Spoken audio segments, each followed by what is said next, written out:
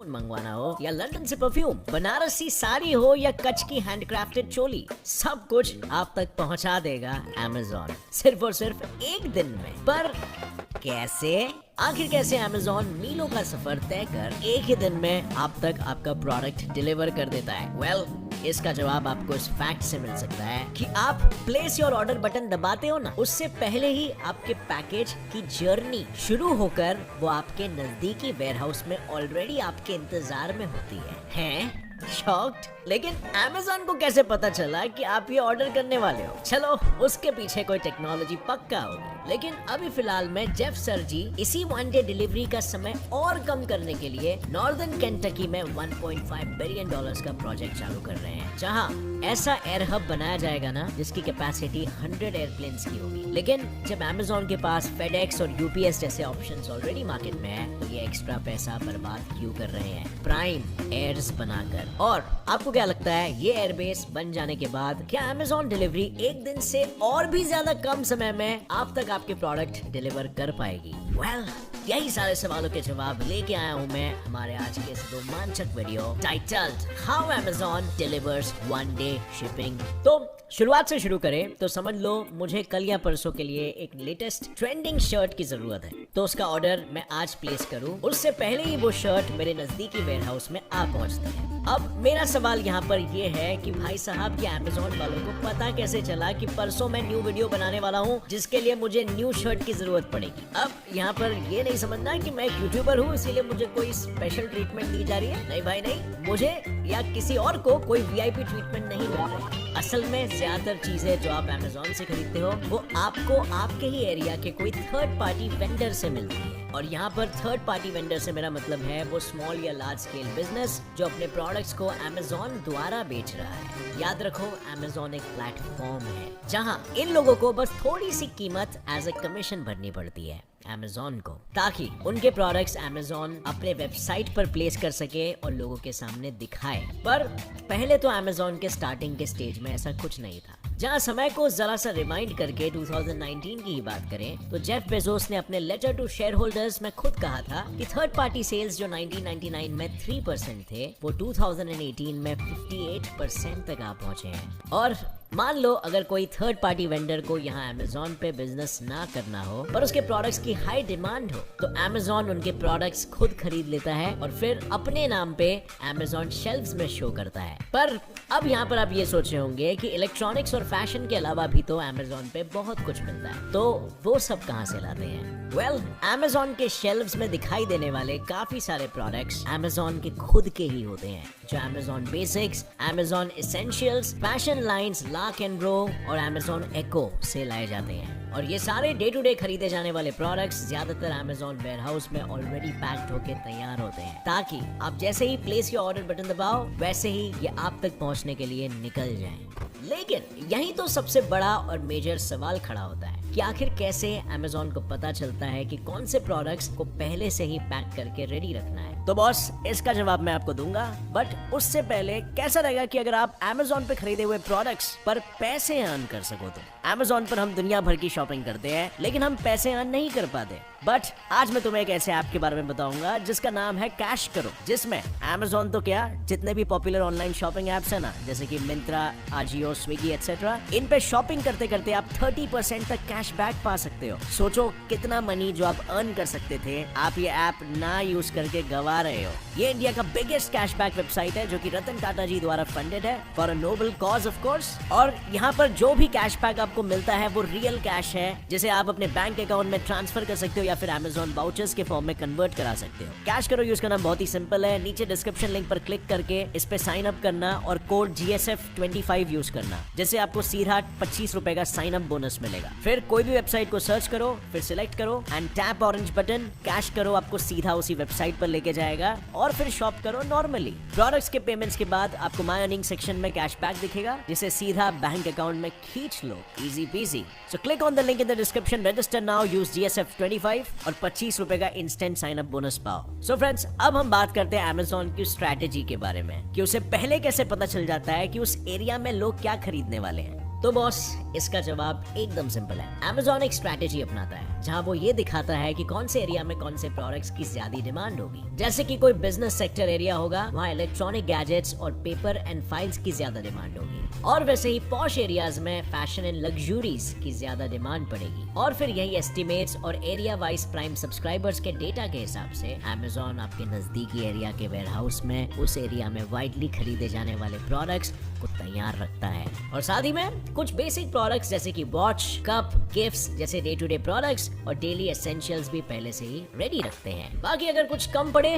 तो उस एरिया के थर्ड पार्टीज तो है ही, यानी कि आप यहाँ पर ये कह सकते हो कि Amazon ने आग लगने से पहले ही जगह जगह कुएं खोद के रखे हैं ताकि डिमांड आने पर उन्हें ज्यादा भागा दौड़ी ना करनी पड़े। पर व्हाट इफ आपका मंगाया हुआ प्रोडक्ट आपके नजदीकी वेयरहाउस में या फिर किसी थर्ड पार्टी वेंडर के पास ना हो, तो फिर Amazon कैसे मैनेज करता है? वेल, इसके लिए भी मैं यहाँ यही कहूंगा कि इस आग के लिए भी Amazon ने बहुत बड़े बड़े कुएं खोद के रखे हैं, जहाँ अगर ऐसी कोई सिचुएशंस आ जाती है तो आपका प्रोडक्ट आएगा सीधे Amazon फुलफिलमेंट सेंटर से, यानी कि Amazon के बड़े बड़े वेयरहाउसेस से।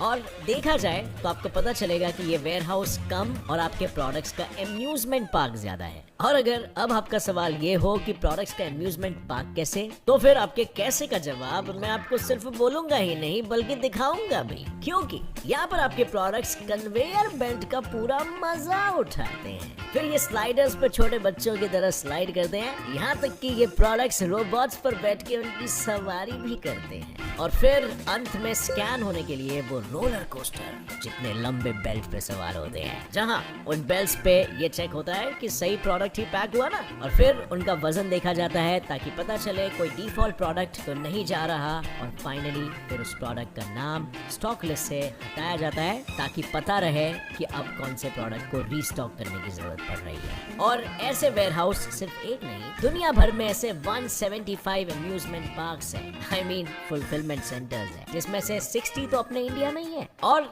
हर सेंटर में 25,000 एम्प्लॉइज के साथ साथ 1 लाख रोबोट्स भी काम करते हैं। और यहाँ से प्रोडक्ट को पैक करते ही आप तक शिप कर दिया जाता है। पर इसकी बाहरी खूबसूरती और अंदर के मजे को देख धोखा बिल्कुल मत खाना, क्योंकि ये वेयरहाउस बाहर से जितना खूबसूरत दिखता है ना, अंदर से उतना ही दर्दनाक और खतरनाक है। जहाँ यहाँ के एम्प्लॉइज को वर्क का इतना प्रेशर दिया जाता है कि उनको वॉशरूम यूज करने तक का टाइम नहीं रहता। और सबसे अजीब बात तो ये है कि इस कंपनी के हाई प्रोडक्टिविटी मैनेजर्स अपने वर्कर्स को बॉटल में ही पी करने को कहते हैं। Can you imagine that? So that वो वॉशरूम ब्रेक्स अवॉइड कर सके। ऊपर से यहाँ के मशीनरीज और रोबोट्स इतना काम करते हैं कि कभी कभी वो इतने गर्म हो जाते हैं कि आग ही पकड़ लेते हैं। और हैरानी की बात तो ये है कि Amazon जैसी इतनी बड़ी कंपनी के पास प्रॉपर सेफ्टी मेजर्स तक नहीं है। और इसी वजह से शायद 2013 से 2018 के बीच में 189 टाइम्स Amazon वेयरहाउसेस में 911 को बुलाया गया था, जो कि अमेरिका में इमरजेंसी नंबर है अगर आपको नहीं पता तो। और फिर इन सारे कारणों के खिलाफ Amazon के वर्कर्स ने अपनी आवाज उठाई और काफी स्ट्राइक्स और मोर्चे लगाए गए, जिसके बाद कंपनी ने कहा कि वो चेंजेस लाएंगे। बट फिर चेंजेस आए या नहीं वो तो अभी उन्हीं को पता, क्योंकि उन स्ट्राइक्स के बाद इससे रिलेटेड ऐसी न्यूज मार्केट में कम आने लगी। खैर चलो, इनकी दुख्स एंड दुविधास को साइड में रख के हम Amazon की डिलीवरी पे वापस आते हैं, जहाँ अगर आपने अपने प्रोडक्ट्स अपने ही सिटी या देश के फुलफिलमेंट सेंटर से मंगाया तो वेल एंड गुड, Amazon को कम मेहनत करनी पड़ेगी। पर अगर आपने किसी दूसरी कंट्री या सिटी से मंगवाया है तो भैया आपके Amazon बॉक्स का सफर और रोमांचिक हो जाएगा, क्योंकि अब बारी आएगी एयरप्लेन्स की। यहाँ पर आपके पैकेजेस की मुलाकात होगी Amazon के खुद के प्लेन्स प्राइम एयर से। जब Amazon को पूछा गया कि भैया आपने खुद के प्लेन्स क्यों लॉन्च किए, जबकि मार्केट में और भी तो ऑप्शंस है जैसे कि UPS और FedEx, तो ये एक्स्ट्रा इन्वेस्टमेंट की। तब उन्होंने जवाब दिया कि इन ऑप्शंस में उनके पैकेजेस को डिलीवर होने में टाइम लग जाता है, जिस वजह से कभी कभी Amazon अपने 1 डे डिलीवरी का वादा पूरा नहीं कर पा रहा था। और दूसरी बात, यूपीएस और फेडेक्स के शिपिंग चार्जेस हाई होते हैं। तो खुद के प्लेन्स होने के फायदे ये हैं कि आपका एक तो कॉस्ट काफी हद तक कट जाएगा और टाइम पे डिलीवरी भी हो पाएगी। और कॉस्ट कटिंग ज्यादा हो और 1 डे डिलीवरी से भी कम समय लगे, उसके लिए ही हाल में 2019 में जेफ बेजोस ने नॉर्दर्न केंटकी में अपना एक प्रोजेक्ट चालू किया है, जहां वो Amazon का सबसे बड़ा एयर हब खोलने वाला है, जिसकी capacity by the way 100 planes की होगी। अब उनके क्या विचार है इस विषय पे, वो आप खुद सुनिए उनकी जुबानी। You give them the best service you can. We're going to move Prime from 2 day to 1 day, and this hub is a big part of that. Well, अब ये जब बनेगा तब हम फिर से इस पे बात कर लेंगे, लेकिन अभी हम वापस आते हैं अपने प्लेन से डिलीवरी की बात पे। तो भाई, अब यहाँ आपके और दूसरों के पैकेजेस को प्लेन्स में डाला जाएगा और फिर एक लंबी हवाई यात्रा भर के इनको समय पे आपके देश और आपके रीजन वाले एयरपोर्ट्स में उतारा जाएगा, जहाँ Amazon के सेमी ट्रक्स और डिलीवरी वैन्स ऑलरेडी इंतजार कर रहे होंगे इनके उतरने का, ताकि सेमी ट्रक्स इन पैकेजेस को अपने नजदीकी वेयरहाउस में उतार सके।